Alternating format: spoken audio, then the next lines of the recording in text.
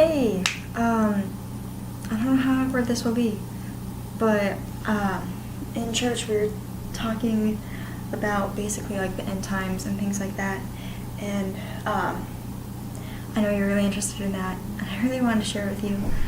And if you don't want to hear it now, then you don't have to play this video or something. I totally understand. But yeah, so I know a lot of times like you like to read the book of Revelations, and we've always talked about that. One of the things that we talked about was how the end times are near, because in the old prophets in the Old Testament, they said things, I can't remember exactly, but they said how there will be more education. The end times of the earth will be like, I can't remember the exact words, but like things will be seen at like the whole earth, the whole world will watch basically like the end times. It's like destruction, something. And then it's saying how people will travel more. I can't remember the exact words. It's in Isaiah. There's a lot of books in Isaiah. But people will travel more. And it says that in mainly Isaiah, Jeremiah, I think Micah was one of them. Don't really remember. Shows how much I was listening. But he pointed out, the preacher man, it was a new guy, but he pointed out how 7 is so significant. And I already knew like the number 7 was significant, but to where like it took God like 7 days, and the 7th day, so like then he talked about how it'll take 7,000 years, so 7 millenniums, to like destroy the earth. And so the first day God created like the heavens and the earth. The first millennium, something happened with that. I can't really remember all of it, but one of the things was really key was how the Israelites became like a nation recently, like Iraq and things like that. How that was like, I can't remember how long ago that was. I'm so bad, but it was really cool. How like right after Israelites became a nation, I want to say it's like 1800 something. I don't know. But after that, that is when, maybe it was 800. Anyway, that's when education went up. We gained more knowledge, and he gave this statistic, that every 12 hours, the whole Earth's knowledge doubles. Like, that is so cool. Because, oh my goodness, from the internet, and back then, like, families just knew what their parents told them, and the parents only knew so much. Parents only knew, like, things in their town, unless, like, a strange visitor came to that town, then they would gain a little more knowledge from the outside world, from wherever they're from. But they didn't travel, they didn't have cars, they didn't do anything, they stayed there, they passed down their current knowledge.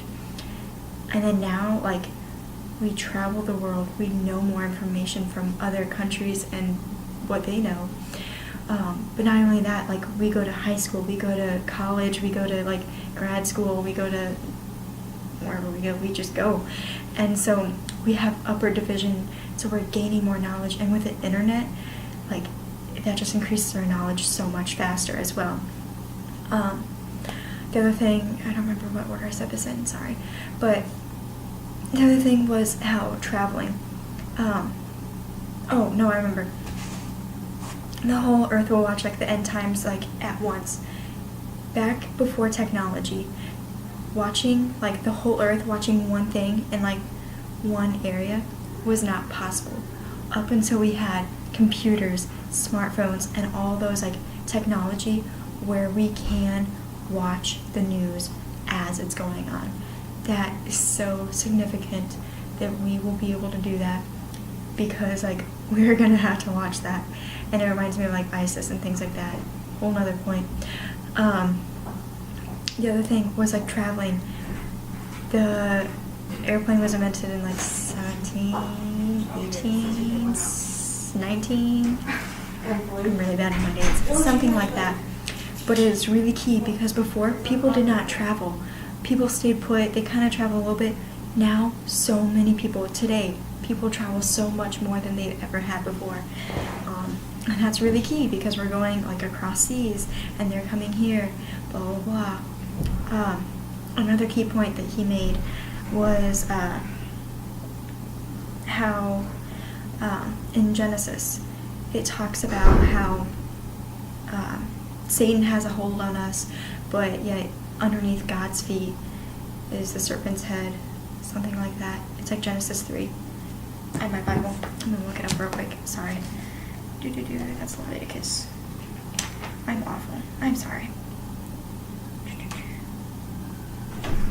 Genesis 12, Genesis 2, Genesis 3.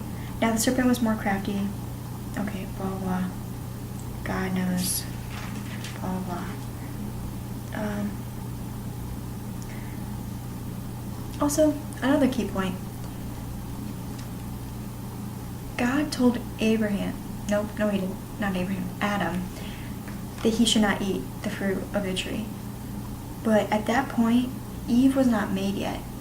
And so, to me, I'm like, wow. Wonder what would happen if Eve took a bite of the apple. It technically was fig. But, and if Adam didn't, if there was a lack of communication or something. Anyway, because I'm gonna look for the thing.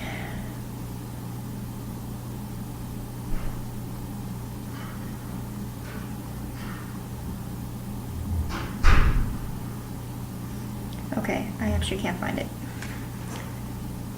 It's like 14 something. Okay, yeah. The Lord said to the serpent, because you have done this, curse you among all the animals, among all you wild creatures. Go upon your belly, and you shall eat dust all your life. I will put an enmity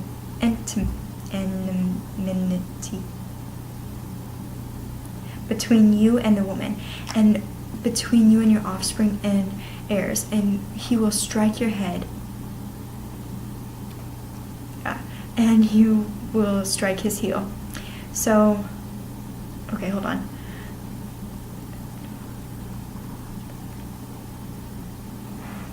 Okay, so what's really important about that is like the offspring of woman, that was Jesus, like, and so from that, he will strike your head, and you will strike his heel. That's very important because from that, like the Nephilims, because that is like sons of God, the like angels, the fallen angels. Those were the ones that came down to earth. They were like done with you, God, and they came down and they were like, hey, like girls, and they started having like children with the women of earth, and that's how we got the Nephilims. And also key component is when chapter 6 of Genesis, when Noah, the flood, all that happened, all the men, all humans died from the flood, but there were still Nephilims. That is how the Philistines got there, and that's how like there were still evil because sin's in the world, but there were still fallen angels, like half-bred humans were still on the earth, and that's also how another word in Hebrew for Nephilim is giants. And so the Philistines, they were giants. The people in Canaanite with Joshua, and like all those people, they were giants. And like with Gilead, they were giants. David and Goliath, the Philistines, they were giants. They were Nephilims. It's like, whoa. And then once Jesus came down to earth, like Jesus crushed them, and Jesus like went down to hell, and like all of those, like that's when there's no more. And like from that, today we do not have those giants. Today we do not have Nephilims on earth. So that's great. It was really crazy. But anyway, how like God has his head God has his head, like the serpent's head, underneath Jesus's foot, because that was crushed.